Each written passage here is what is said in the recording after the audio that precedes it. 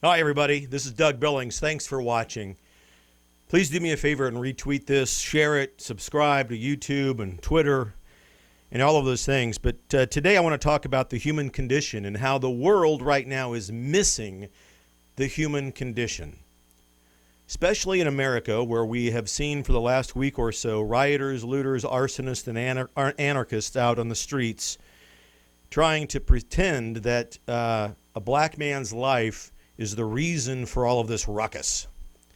So what we don't understand and what we've missed in America is the human condition. Human beings are not perfect. We in America, in this great American experiment of our republic, although it's strong, it's not perfect, nor could it ever be perfect. When we don't understand that human beings can commit mistakes, sins, some of which are on purpose, and some mistakes are by accident, then we miss the entire dynamic of what humanity is all about. The death of George Floyd, who was a drug addict, a drug dealer, and a criminal. His death was horrendous. But these demonstrations are not about the police forces of America. They are not about law enforcement agencies across this country. George Floyd was an ex-con who in 2007 robbed and terrorized a pregnant black woman. He was an absentee father to his children.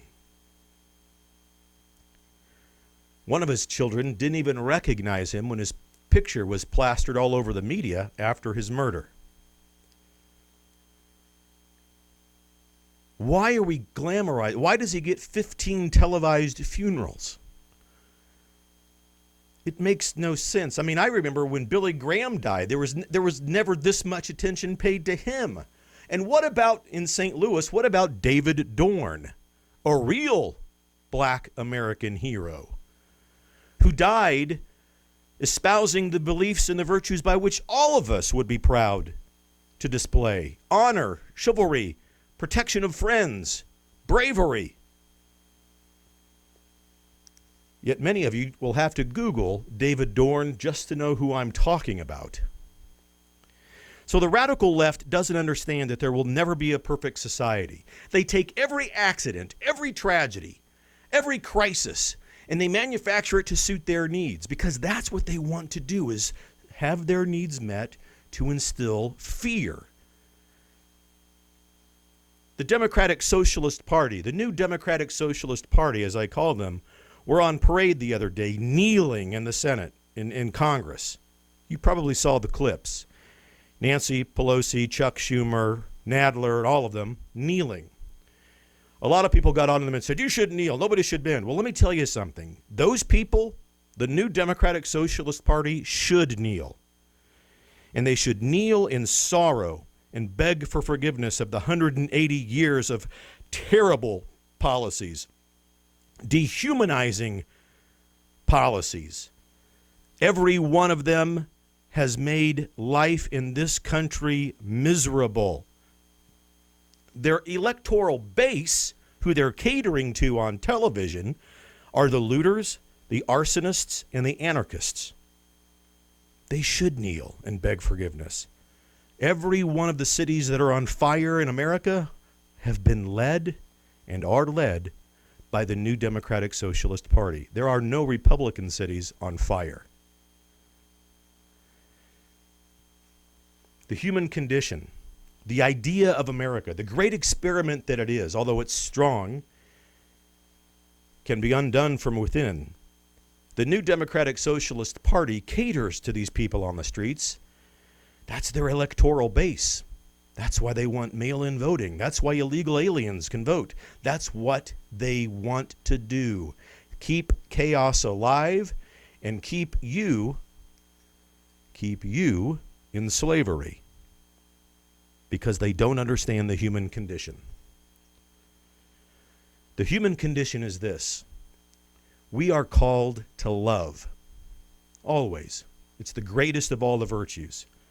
Everybody wants to experience love. Throughout time, playwrights, musicians, poets, priests, prophets have all tried to capture the essence of love in their work and to display it to us so that we could gain a glimpse of what love might be. But the second most important of all the virtues is forgiveness. And if we can't grasp, and if we can't offer the concept of forgiveness, then I have news for you. We will never be able to fully experience and hold on and maintain love in our lives. And that's what this group of people on the streets, these rioters, looters, anarchists, and arsonists, don't understand. And you know, it's hard for me to be completely upset with them because it's not their fault. It's their parents' fault, or their non-parents' fault, their lack of parenthood experience in their lives. The fact that we have lost touch in America with traditional family values. That's the issue here, not George Floyd. The lack of traditional human values and family values, being able to understand the human condition, that's the issue. Most of us can identify evil when we see it. We know a bad thing when we see it. All of us recognized that when we saw the video of George Floyd, that was evil. We can tell when a cop does a bad thing. But that one cop does not tarnish all of the police. And to think that we would defund, even consider for a moment defunding the police, is so intellectually immature that I'm not going to comment on that at all in length. If you think that we need to defund the police, you're intellectually immature. There is no police brutality issue in America. None. The stats bear it out. Believe that much. There is no police brutality issue in America. That's one bad cop that we saw on TV, and from time to time we see bad people do bad things. That's part of the human condition. Let's understand that and learn how to dialogue about it. We don't need to burn a God-blessed country down because we don't understand the concept of thinking rationally, of talking things through, and crying when we don't get our way. That's the result of a generation of parents who have raised their children to believe everybody gets a trophy. And oh, don't worry, I'll take care of your problems.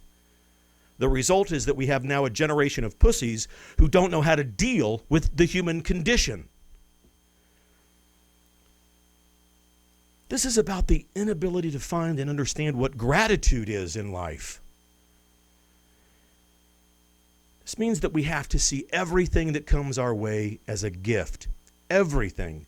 The good and the bad, the joyous and the wonderful, everything that comes our way is a gift. I'm a cancer survivor. I've been through divorce. I've had a child born who has Down syndrome. And while those things at the beginning and in the midst of them might seem like utter tragedies and adversities that we can't overcome, with proper perspective and the gift of hindsight, but with proper perspective, thoughtful reflection, a bit of prayer, the support of others, we begin to see that all of the adversities in life are blessings waiting to be born. Truly, they are. Through those things, we become stronger. But we don't have to burn down a country because we've had adversity, because we've seen something evil.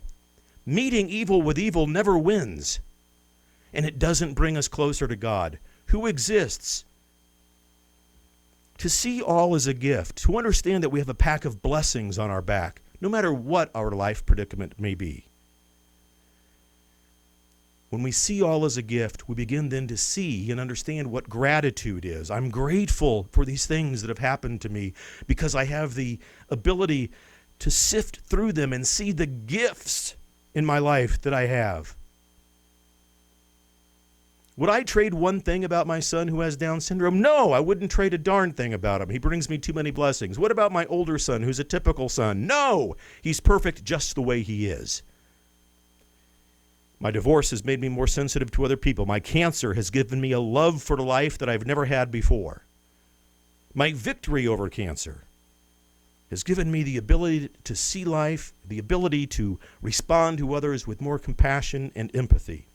So when we see it all as a gift, when we begin then to see gratitude, gratitude brings happiness. Grateful people are the happiest people on this planet.